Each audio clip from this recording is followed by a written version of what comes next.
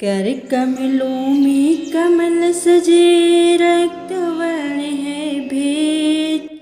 तेरे सुमिरन से मिटते पल में कष्ट कलेश। 32 पूर्णिमासी का व्रत करे जो महान, उनके गृह में वैभव की होती सदा बरसात। जय लक्ष्मी माता, जय विष्णु भगवान। ओम नमः शिवाय। ओम नमो भगवते वासुदेवाय नमः। प्रिय भक्तगणों, आपके अपने इस YouTube चैनल में बहुत बहुत स्वागत है। प्रिय भक्तगणों, आज मार्गशीर्ष माह की पूर्णिमा तिथि और 32 पूर्णमासी का व्रत है। यह व्रत भगवान विष्णु को प्रसन्न करने के लिए किया जाता है। यह तिथि चंद्र देवता को भी बहुत प्रिय है, क्योंकि इस दिन चंद्रदेव अपने पूर्ण आकार में होते हैं। यह व्रत अचल सौभाग्य देने वाला, पति पुत्र की रक्षा करने वाला तथा समस्त सांसारिक सुखों को देने वाला माना जाता है। पद्म पुराण के अनुसार इस व्रत को करने वाले को तो इसका फल मिलता ही है, साथ ही कथा को सुनने पढ़ने तथा गंगा स्नान करने दान करने वालों पर भी माता लक्ष्मी भगवान विष्णु प्रसन्न होते हैं। उन भक्तों की सभी मनोकामना पूर्ण करते हैं। इसके प्रभाव से सुहागिनों को विधवा होने का भय नहीं रहता। 5 को पुत्र, निर्धन को धन तथा रोगी को रोग से मुक्ति मिलती है। कथा को शुरू करने से पहले हे विष्णु भगवान, हे लक्ष्मी माता, हे उमापति भोलेनाथ भगवान, जो भक्तगण इस 32 पूर्णमासी व्रत कथा को श्रद्धा प्रेम से सुन रहे हैं, उन्हें संसार में यश बढ़ाने वाला संतान तथा अपार धन संपदा प्रदान करना। गणेश भगवान की जय। पद्म पुराण के अनुसार द्वापर युग में एक समय की बात है।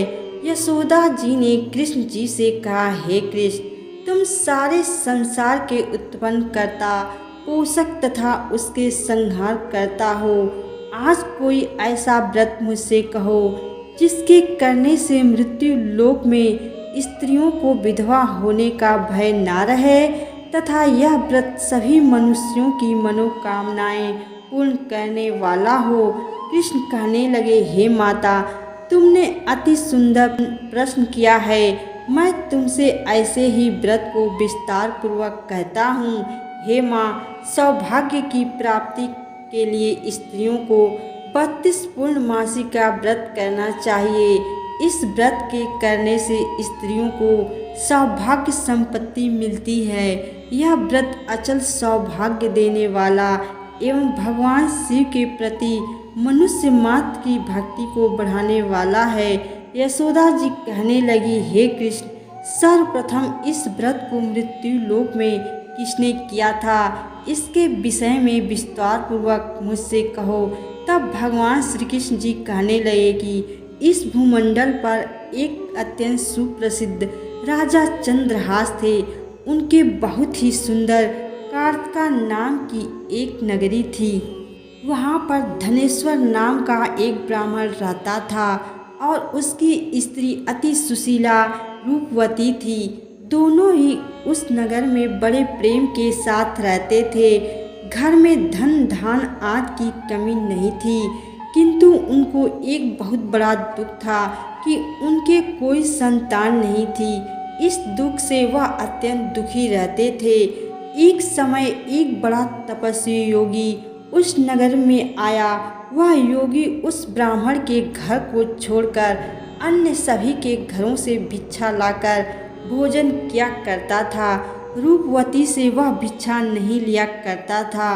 उस योगी ने एक दिन रूपवती से भिक्षा ना लेकर किसी अन्य घर से भिक्षा लेकर गंगा किनारे जाकर प्राप्त भिक्षा को प्रेम पूर्वक खा रहा था। अब क्या था, धनेश्वर ने योगी का यह सब कार्य किसी प्रकार से देख लिया। अपने घर भिक्षा ना लेने और अपने अनादर से दुखी होकर धनेश्वर योगी से बोला, महात्मा, आप सब घरों में भिक्षा लेते हैं परंतु मेरे घर की भिक्षा कभी नहीं लेते, इसका कारण क्या है? योगी ने कहा, किसी निसंतान के घर की भिक्षा पतित के अन्न के तुल्य होता है, यह पाप के समान है। और जो पतितों का अन्न खाता है वह भी पतित हो जाता है। चूँकि तुम निसंतान हो अतः पतित हो जाने के भय से मैं तुम्हारे घर की भिक्षा नहीं लेता हूँ। धनेश्वर यह बात सुनकर अपने मन में बहुत दुखी हुआ और हाथ जोड़कर योगी के पैरों में गिर पड़ा। तब बड़े ही दुखी भाव से विनती करने लगा। उसने कहा, हे महाराज, यदि ऐसा है तो आप मुझको पुत्र प्राप्ति का उपाय बताइए। आप सर्वज्ञ हैं, सब कुछ जानते हैं, मुझ पर अवश्य ही यह कृपा कीजिए। धन की मेरे घर में कोई कमी नहीं है परंतु मैं पुत्र ना होने के कारण अत्यंत दुखी हूँ और मेरी पत्नी भी अत्यंत दुखी रहती है। आप मेरे इस दुख का हरण करें, आप सामर्थ्यवान हैं। यह सुनकर योगी कहने लगे, हे ब्राह्मण, तुम चंडी की आराधना करो। अब क्या था, उस ब्राह्मण ने उस महात्मा को प्रणाम किया और घर आकर उसने अपने स्त्री से सारा वृत्तांत कहा और स्वयं तप के निमित्त वन में चला गया। प्रिय भक्तगणों, अब आगे सुनिए। वन में जाकर उसने चंडी की आराधना की और उपासना किया। चंडी ने 16वें दिन उनको स्वप्न में दर्शन दिया और कहा, हे धनेश्वर, जा तेरा पुत्र होगा परंतु वह 16 वर्ष की आयु में मृत्यु को प्राप्त हो जाएगा। यदि तुम दोनों स्त्री पुरुष 32 पूर्णमासी का व्रत विधि विधान करोगे तो वह दीर्घ आयु होगा। जितनी तुम्हारी सामर्थ्य हो, आटे के दिए बनाकर शिव जी का भजन करना, 32 पूर्णमासियों के दिन विधि पूर्वक पूजा करना। प्रातः काल होने पर इसी स्थान के समीप ही तुम्हें एक आम का पेड़ दिखाई देगा। उस पर तुम चढ़कर एक फल तोड़कर शीघ्र अपने घर ले जाना। अपनी स्त्री से सब वृत्तांत कहना। ऋतु स्नान के पश्चात वह स्वच्छ होकर श्री शंकर जी का ध्यान करके इस फल को खा लेगी। तब शंकर भगवान की कृपा से उसको गर्भ हो जाएगा। जब वह ब्राह्मण प्रातः काल उठा तो उसने उस स्थान के पास ही एक आम का वृक्ष देखा जिस पर एक अत्यंत सुंदर आम का फल लगा हुआ था। उस ब्राह्मण ने उस आम के वृक्ष पर चढ़कर उस फल को तोड़ने का प्रयास किया परंतु वृक्ष पर कई बार प्रयत्न करने पर भी वह नहीं चढ़ पाया। तब तो उस ब्राह्मण को बहुत चिंता हुई और विघ्न विनाशक श्री गणेश जी की वंदना करने लगा। उसने कहा, हे दयानिधि, अपने भक्तों के विघ्नों का नाश करके उनके मंगल कार्य को करने वाले, दुष्टों का नाश करने वाले, रिद्धि सिद्धि के देने वाले, आप मुझ पर कृपा करके इतना बल दें कि मैं अपने मनोरथ को पूर्ण कर सकूं।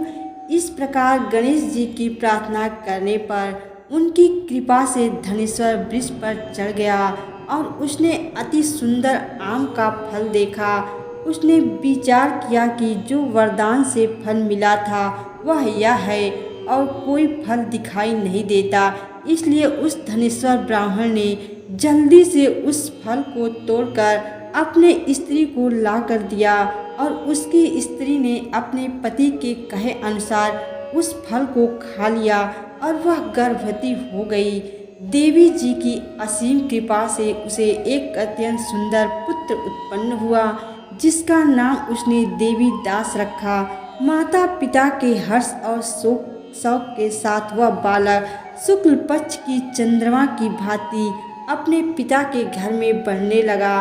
भवानी की कृपा से वह बालक बहुत ही सुंदर, सुशील और विद्या पढ़ने में बहुत ही निपुण हो गया। दुर्गा जी की आज्ञा अनुसार उसकी माता ने 32 पूर्णमासी का व्रत रखना आरंभ किया जिससे उसका पुत्र बड़ी आयु वाला हो जाए। 16 वर्ष लगते ही देवी के माता पिता को बड़ी चिंता हो गई, कहीं उसके पुत्र की इस वर्ष मृत्यु ना हो जाए। इसलिए उन्होंने अपने मन में विचार किया कि यदि यह दुर्घटना उनके सामने हो गई तो वे कैसे सहन कर सकेंगे। अतः उन्होंने देवीदास के मामा को बुलवाया और कहा, हमारी इच्छा है कि देवीदास 1 वर्ष तक काशी में जाकर विद्या का अध्ययन करे और उसको अकेला भी नहीं छोड़ना चाहिए। इसीलिए साथ में तुम चले जाओ और 1 वर्ष के बाद उसको वापस लौटा लाना। सब प्रबंध करके उसके माता पिता ने काशी जाने के लिए देवीदास को एक घोड़े पर बैठाकर उसके मामा को उसके साथ भेज दिया। किंतु यह बात उसके मामा या किसी और से नहीं कही। धनेश्वर ने अपनी पत्नी के साथ अपने पुत्र की मंगल कामना तथा दीर्घ आयु के लिए भगवती दुर्गा की आराधना और पूर्णमासी का व्रत करना शुरू कर दिया। इस प्रकार बारंबार 32 पूर्णमासी का व्रत पूरा किया। कुछ समय पश्चात एक दिन वो दोनों मामा और भांजा मार्ग में रात्रि बिताने के लिए किसी गांव में ठहरे थे। उस दिन उस गांव में एक ब्राह्मण की अत्यंत सुंदरी, सुशीला, विदुषी और गुणवती कन्या का विवाह होने वाला था। जिस धर्मशाला के अंदर वर और उसकी बारात ठहरी हुई थी, उसी धर्मशाला में देवीदास और उसके मामा भी ठहरे हुए थे। संयोगवश कन्या को तेल आदि चढ़ाकर मंडप आदि का कृत किया गया तो लग्न के समय पर वर को मिर्गी का दौरा पड़ा कि पिता ने अपने कुटुंब से परामर्श करके निश्चय किया कि यह देवीदास मेरे पुत्र जैसा ही सुंदर है, मैं उसके साथ ही लग्न कर देता हूँ और बाद में विवाह के अन्य कार्य मेरे लड़के के साथ हो जाएंगे। ऐसा सोचकर देवीदास के मामा से जाकर वह व्यक्ति बोला कि तुम थोड़ी देर के लिए अपने भांजे को हमें दे दो, क्योंकि मेरे पुत्र को मिर्गी का दौरा पड़ा है, उसके साथ लग्न नहीं हो सकता। यदि इस बात का पता लड़की वालों को चलेगा तो हमारी बदनामी होगी और इतना अच्छा रिश्ता टूट जाएगा। तब उसका मामा कहने लगा कि जो भी कुछ कन्यादान के समय वर को मिलेगा सब कुछ हमें दे दिया जाए तो मेरा भांजा इस बारात का दूल्हा बन जाएगा। यह बात सुनकर वर के पिता ने स्वीकार कर देवीदास को अपने बेटे के रूप में दूल्हा बना दिया और उसके साथ सब विवाह कार्य रात्रि में विधि पूर्वक संपन्न हो गया। पत्नी के साथ वह भोजन ना कर सका और अपने मन में सोचने लगा कि ना जाने यह स्त्री कैसी होगी। वह एकांत में इन्हीं सब बातों को सोचने लगा तथा उसकी आंखों से आंसू भी आ गए। तब वधू ने पूछा कि क्या बात है, आप इतने उदासीन और दुखी क्यों हो रहे हैं। तब उसने सब बातें जो वर के पिता वह उसके मामा में हुई थी उसको बतला दी। तब कन्या कहने लगी, देव, ब्राह्मण और अग्नि के सामने मैंने आपको ही अपना पति बनाया है, इसलिए आप ही मेरे पति हैं। मैं आपकी ही पत्नी रहूंगी, किसी अनन्य की कदापि नहीं। तब देवीदास ने कहा, ऐसा मत करिए, क्योंकि मेरी आयु बहुत थोड़ी है।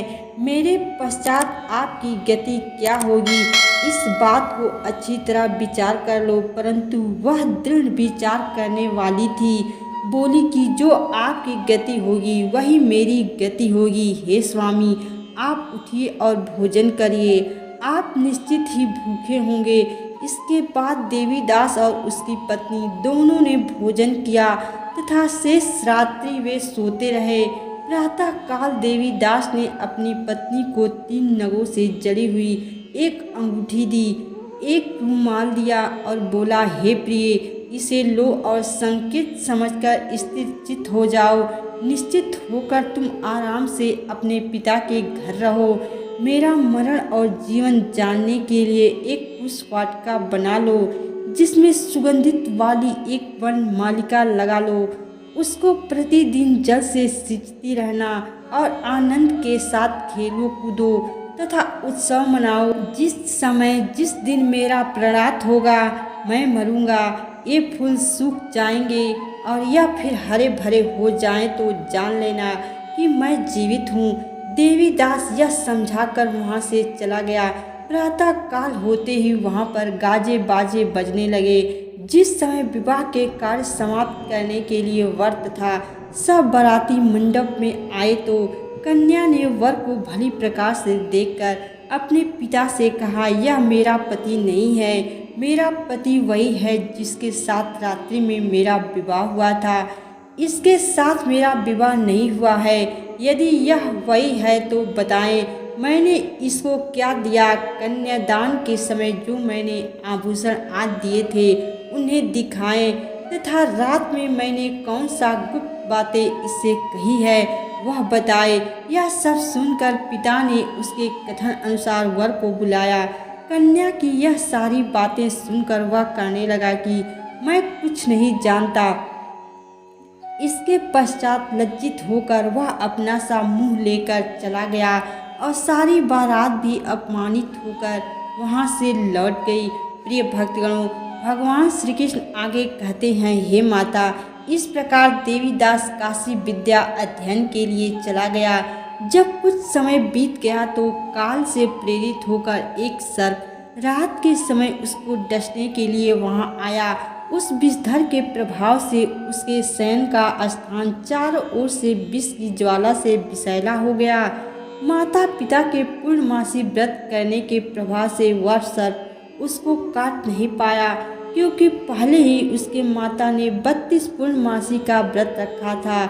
इसके बाद दोपहर के समय स्वयं काल वहाँ आया और उसके शरीर से उसके प्राणों को निकालने का प्रयास करने लगा, जिससे वह मूर्छित होकर पृथ्वी पर गिर पड़ा। भगवान की कृपा से उसी समय पार्वती जी के साथ श्री शंकर भगवान वहाँ पर आ गए। उनको मूर्छित दशा में देखकर पार्वती जी भगवान शंकर से प्रार्थना की और कहा, हे स्वामी, इस बालक की माता ने पहले 32 पूर्णमासी का व्रत किया था, जिसके प्रभाव से हे भगवान आप इसको प्राण दान दे दें। भवानी के कहने पर भक्त वत्सल भगवान शिव शंकर जी उसको प्राण दान दे दिए। इस व्रत के प्रभाव से काल को भी पीछे हटना पड़ा और देवीदास स्वस्थ होकर बैठ गया। उधर उसकी स्त्री उसके काल की प्रतीक्षा किया करती थी। जब उसने देखा कि उस पुष्प वाटिका में पुष्प, पत्ते और फूल कुछ भी नहीं रहे तो उसको अत्यंत ही आश्चर्य हुआ और जब कुछ ही देर बाद वह हरा भरा हो गया, तब वह जान गई कि उसके पति के ऊपर मृत्यु का जो बादल मंडरा रहे थे वह छट गए हैं। उसका पति अब जीवित है। यह देखकर वह बहुत ही प्रसन्न मन से अपने पिता से कहने लगी, पिताजी, मेरे पति जीवित हैं, आप उनको ढूंढिए। जब 16 वर्ष व्यतीत हो गया तो देवीदास भी अपने मामा के साथ काशी से चल दिया। इधर देवीदास का ससुर उसको ढूंढने के लिए अपने घर से जाने ही वाला था कि वह दोनों मामा भांजा वहाँ पर आ गए। उनको आया देखकर उनका ससुर बहुत ही प्रसन्नता के साथ अपने घर ले गया। उस समय नगर के निवासी भी वहाँ इकट्ठा हो गए और सबने निश्चय किया कि अवश्य इसी बालक के साथ इस कन्या का विवाह हुआ था। इसके पश्चात सभी भगवान विष्णु को और शिव जी को धन्यवाद करने लगे। माता भवानी को बारंबार प्रणाम करने लगे। सभी नगरवासी आनंदित हो गए। अब क्या था, देवीदास की पत्नी सौभाग्यवती हुई।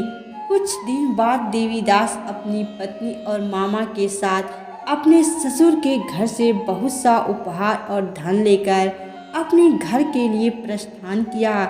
जब वह अपने गांव के निकट आया तो कई लोगों ने उसको देखकर उसके माता पिता को पहले ही जाकर खबर दे दी कि तुम्हारा पुत्र देवीदास अपनी पत्नी और मामा के साथ आ रहा है। ऐसा समाचार सुनकर पहले तो उन्हें विश्वास ही नहीं हुआ, किंतु जब और लोगों ने भी आकर उनकी बात का समर्थन किया तो उनको बड़ा आश्चर्य हुआ।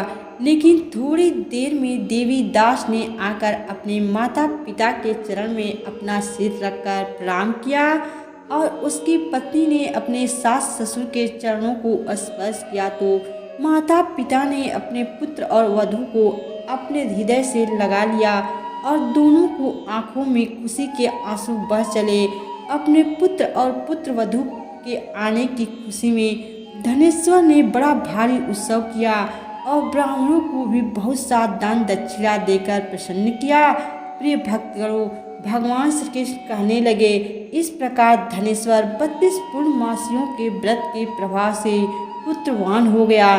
जो भी स्त्रियां इस व्रत को करती हैं वे जन्म जन्मांतर में वैधव्य का दुख नहीं भोगती और सदैव सौभाग्यवती रहती हैं। यह मेरा वचन है, इसमें कोई संदेह नहीं।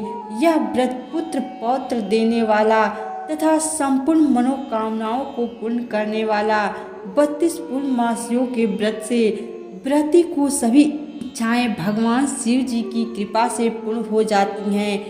हे करुणानिधान, हे भोलेनाथ, हे जगतपति, जय गणेश भगवान। जिस प्रकार आपने ब्राह्मण के पुत्र की रक्षा की, देवी दास की पत्नी को सौभाग्यवती बनाया, उसी प्रकार इस कथा कहानी को सुनने वाले, कहने वाले और हुंकारा भरने वाले भक्तों पर अपनी कृपा बनाए रखना। उनको सौभाग्य, सुख, पुत्र और सर्व संपदा देना। जय माता लक्ष्मी। ओम नमः शिवाय। पार्वती पतये नमः। हरे हर महादेव। नमस्कार दोस्तों, यह कथा आप लोगों को कैसी लगी कमेंट करके ज़रूर बताएं तथा वीडियो को लाइक और अभी तक चैनल को सब्सक्राइब नहीं किया है तो कृपया चैनल को सब्सक्राइब कर दीजिए। सदैव आपके ऊपर भगवान भोलेनाथ की कृपा बनी रहे। प्रेम से बोलिए शंकर भगवान की जय, लक्ष्मी माता की जय, पार्वती माता की जय।